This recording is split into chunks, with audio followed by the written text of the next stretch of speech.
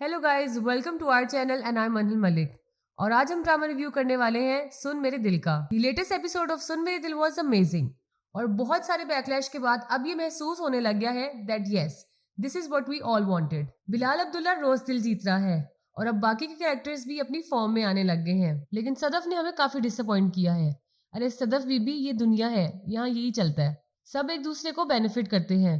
कहाँ तुम 8 करोड़ रुपए के लिए कुछ भी करने लगी थी, और अब अगर इतनी तुम खुददार होती ना तो एक दफा इनकार करने से पहले तुम सोचती जरूर। और अमार, उफ, जितनी दफा तुम और अमार आमने सामने आते हो ना, कसम से सारा मूड खराब हो जाता है। भाई बंदे बंदे का फर्क होता है, कहाँ बिलाल अब्दुल्ला और कहाँ अमार। अब अमार को डिप्टी जनरल बना दिया गया है, अगेन बिलाल अब्दुल्ला की मेहरबानी से।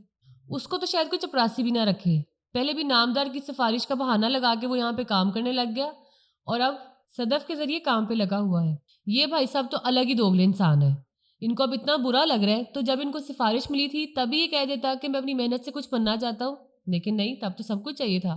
साफ साफ कह देता कि मैं मेहनत करना चाहता हूँ और खुद आगे बढ़ना चाहता हूँ, लेकिन खैर उसने पूरी ड्रामेबाजी लगाई और फिर सब कुछ ले भी लिया। ये कैसी बात हुई? और दूसरी तरफ हमशा की समझ नहीं आ रही मुझे, ये बीबी क्या करना चाहती है, किसी को नहीं पता। ये हमशा ग्रुप की वो लड़की है जो आउट होने के बाद बैट भी साथ ले जाती है। ओ बीबी, वो तुझे नहीं पसंद करता, डोंट यू गेट इट? मुझे तो ये देख के बहुत हैरत होती है कि बिलाल अब्दुल्ला आप पर इतना ट्रस्ट करता है और इतना भाव देता है, और दूसरी तरफ आप है जो नंबर 1 पे हैं उनकी बुराइयां करने में, और वो भी ऐसे शानदार तरीके से। नंबर 1 चापलूसन का अवार्ड तो सिर्फ आपको ही मिलना चाहिए। अच्छा, फिर हमशा अमार और सदफ को भी आराम से नहीं रहने दे रही, उसकी भी अपनी दोस्त से बातें करवा रही है। मतलब इन सब चीजों का क्या तुक बनता है? वेल वी बिलीव कि जो लोग मोहब्बत करते हैं वो बिल्कुल प्योर होते हैं और वो कभी किसी का बुरा नहीं सोचते, एकदम सेल्फलेस, जैसे कि बिलाल अब्दुल्ला। उफ, बिलाल अब्दुल्ला की आंखों में जो दर्द है वो। अब big shout out to Wahaj Ali, he such a hero. ये हमशा की बच्ची इसको परेशान करती है ना, मुझे बिल्कुल अच्छी नहीं लगती।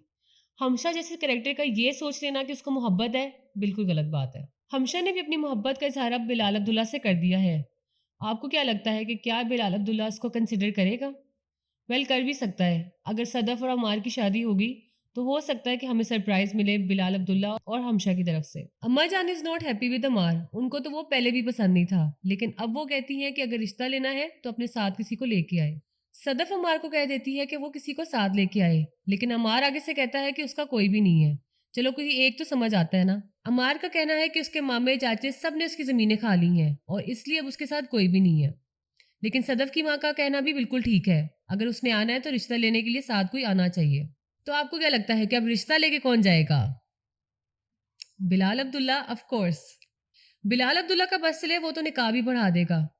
किसी सीन में पता चले कि काजी साहब लेट है तो बिलाल अब्दुल्ला कहेगा कि मैं ही निकाह पढ़ा देता हूँ। वेल, अब ये देखना काफी इंटरेस्टिंग होगा कि आगे क्या होता है। Well, it's a wrap for today. For more videos like this, like and subscribe our channel and don't forget to press the bell icon. Bye bye.